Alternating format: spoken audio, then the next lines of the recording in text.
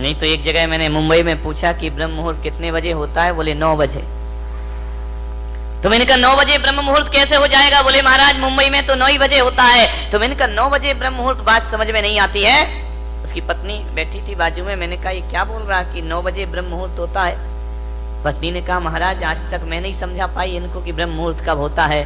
बोले तू क्या समझाएगी, मुझे तो महाराज ने समझा दिया, मैंने आपका प्रवचन सुना है। तो मैंने कहा ये कैसा प्रवचन है कि 9 बजे ब्रह्म मुहूर्त होता है। बोले एक दिन आपने प्रवचन में कहा था कि जब जागो तब सवेरा, इसलिए मैं 9 बजे जगता हूं, मेरा ब्रह्म मुहूर्त तो 9 बजे होता है। ध्यान रख, सही नहीं है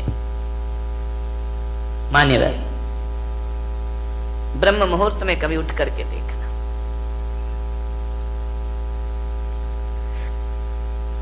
आकाश की तरफ देखोगे, सुबह भी आकाश की लालिमा होती है और सांझ भी आकाश की लालिमा होती है। जब सूरज उगता है तो भी आकाश लाल हो जाता है और जब सूरज डूबता है तो भी आकाश लाल हो जाया करता है। सुबह प्रातःकाल पक्षियों का कलरव सुनाई देता है तो सांझ भी कलरव सुनाई देता है। फर्क कितना होता है कि सुबह की लाली उठाने का काम करती है और शाम की लाली सुलाने का काम किया करती है। और सुबह के पक्षियों का कलरव जो हुआ करता है वह घोंसलों को छोड़कर बाहर निकलने का होता है और शाम का जो कलरव होता है वह घर वापस लौटने का कलरव होता है। ध्यान रखें, सुबह सुबह पक्षी चहचहाते हैं, कलरव करते हैं, आकाश में पंख फैलाते हैं। ऐसा लगता है सुबह सुबह उन्हें देखो कि जैसे बड़े महोत्सव में शामिल होने के लिए जा रहे हो। पक्षियों के जीवन में कितना आनंद है, कितना संगीत है। पक्षियों के जीवन में प्रातःकाल इतना आनंद हुआ करता है, घोंसले से देखता है आकाश में सूरज आया, उषा काल में पंख फैलाकर आकाश में उड़ जाया करता है, मुक्त आकाश का आनंद लिया करता है। कभी देखना जब हवा का झोंका आता है तो एक वृक्ष कितनी मस्ती में झूमा करता है, कितने आनंद में आनंदित हुआ करता है। देखना कभी जिंदगी में विचार करना, नारियल का पेड़ अपनी मस्ती में झूमा करता है और गुलाब का पौधा अपनी मस्ती में जो कितना आनंद है इन वृक्षों में, इन पेड़ पौधों में। कभी देखना पहाड़ से गिरते हुए झरने को, उसके पानी में संगीत है, एक गीत है, एक सुर है। बड़े संगीत के साथ पानी झरना बनकर के धरती पर गिरा करता है, बड़ा आनंद है। कल कल निनाद करती नदी को देखना, कितना आनंद है उस नदी में, अपनी मस्ती में रहती है, अपनी मौज में रहा करती है। चिड़िया आनंदित है, पशु पक्षी आनंदित है। एक गाय का बछड़ा जब दौड़ करके रंभाता हुआ मां के पास आता है, इतना आनंद उस बछड़े में हुआ करता है। मान्यवर, मैं आपसे निवेदन करने जा रहा हूं कि पेड़ पौधे आनंदित हैं, नदी आनंदित है, तालाब आनंदित है, झरने आनंदित हैं। कितना आनंद है इस संसार में, सुख ही सुख है मेरे भाई। विचार करिए आप, प्रकृति का कण कण आनंद में जी रहा है, आसमान आनंदित है। जब रात होती है ना तो हजारों सितारों को आसमान लेकर धरती पर अपना सौंदर्य का रूप दिखाया करता है, आकाश में चंद्रमा चमका करता है। ध्यान रखिए, ज्यों ज्यों रात गहरी होती है आकाश का सौंदर्य बढ़ते चला जाता है, बढ़ते चला जाता है। आकाश आनंदित है, धरती आनंदित है, नदियां आनंदित है, पेड़ पौधे आनंद में जी रहे हैं, पशु पक्षियों के जीवन में आनंद है। अफसोस है आदमी के चेहरे पर आनंद दिखाई नहीं दिया। आदमी क्यों निराश है, आदमी क्यों उदास है, आदमी को ऐसा क्या हो गया है। एक चींटी भी जीना चाहती है, एक नासमझ जानवर भी जीना चाहता है, पर आदमी को क्या हो गया, ये मरने के षड्यंत्र रचा करता है, ये मरने की तैयारी किया करता है। आज तक किसी जानवर के मुख से ना सुना होगा कि हे भगवान हमें उठा ले, लेकिन आदमी के मुख से तो कई बार सुना है कि अब इस जिंदगी को जिया नहीं जाता, हे भगवान मुझे इस जीवन से उठा ले, इस जीवन से मुक्ति दे दे। क्या घट जाता है हमारे जीवन में ऐसा? आदमी मृत्यु के षड्यंत्र क्यों रचता है? ये आदमी अपनी ही हत्या करने के लिए तैयार क्यों है?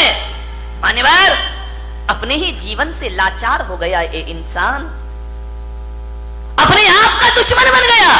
अभी तो ये सुना था कि दूसरे दुश्मन हुआ करते हैं, हम ही अपनी जिंदगी के दुश्मन खुद बनकर के तैयार हो गए हैं। अपने जीवन से अपने आप को खतरा हो गया।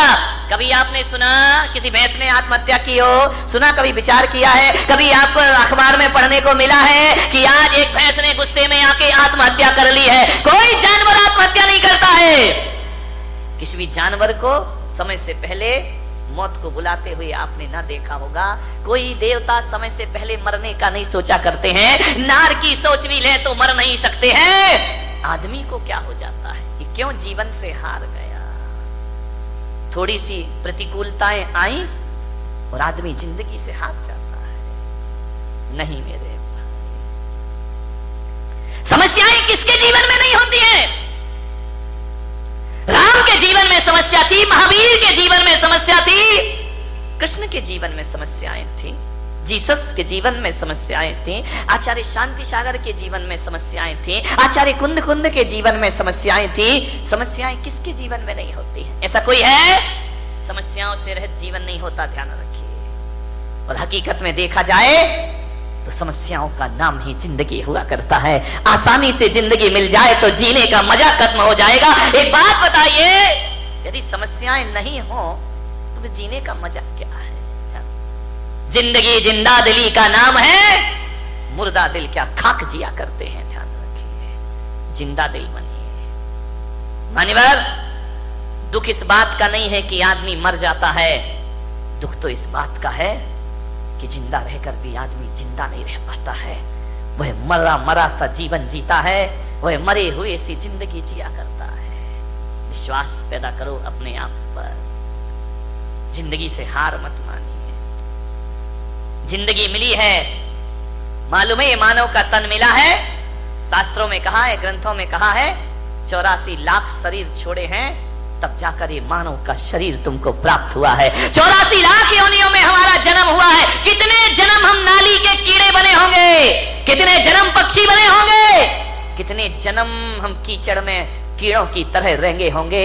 हर जन्म में हमने प्रार्थना की होगी ईश्वर से कि हे ईश्वर, एक बार मुझे मनुष्य का चोला प्रदान कर दे, हे ईश्वर एक बार मुझे मनुष्य का तन प्रदान कर दे। इसलिए आत्महत्या करने के लिए नहीं, जिंदगी की अंतिम सांस को पूरी ईमानदारी से जीने का प्रयास करिए। अंतिम सांस भी पूरी जिंदा दिली के साथ जिएंगे। क्यों हार जाता है आदमी? जैसा विचार करिए, सोचना। ऐसे ही नहीं मिल गया मनुष्य का जीवन, बहुत मेहनत की है इसके लिए। मनुष्य का जीवन मिला, ऊंचा कुल मिला, अच्छी खानदान मिली, दिमाग मिला, बुद्धि मिला, शरीर मिला, फिर भी इस जिंदगी से हाथ धोते हो। अब तो घबरा के कहते हैं कि मर जाएंगे, अब तो घबरा के कहते हैं कि मर जाएंगे।